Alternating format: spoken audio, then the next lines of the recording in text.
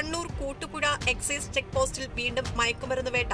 വാഹന പരിശോധനയ്ക്കിടെയാണ് വടകര സ്വദേശികളായ അമൽരാജ്, അജാസ് എന്നിവർ പിടിയിലായത്.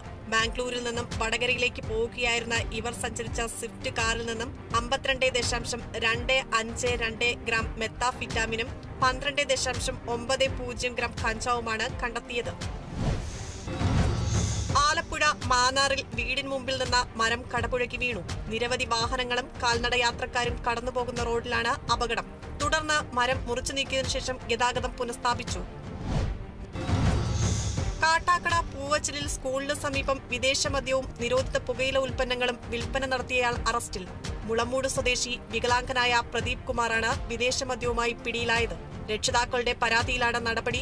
വീഡിയോ എടുത്ത മാധ്യമപ്രവർത്തകന് നേരെ പ്രദീപ് കുമാർ വധഭീഷണി മുഴക്കി. പറഞ്ഞുകൊണ്ട് നീ മൊബൈലിലെടുത്ത് ഫേസ്ബുക്കിലല്ലേ എവിടെ ഇട്ടാലും ശരിയല്ല, എന്റെ ഫോട്ടോ നിന്നെ ഞാൻ ഉറക്കും.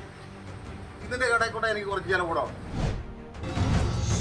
ഓൾ ഇന്ത്യ കിസാൻ കേത് മസ്ദൂർ സംഘടനയുടെ ആലപ്പുഴ ജില്ലാ കൺവെൻഷൻ ഉദ്ഘാടനം സംഘടനാ സംസ്ഥാന പ്രസിഡന്റ് അബ്ദുൽ അസീസ് നിർവഹിച്ചു.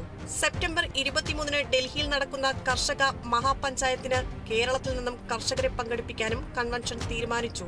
തുടർന്ന് ജില്ലാ കമ്മിറ്റി രൂപീകരിക്കുകയും ടി കെ ഗോപിയെ പ്രസിഡന്റായും PR സതീഷിനെ സെക്രട്ടറിയായും തെരഞ്ഞെടുത്തു.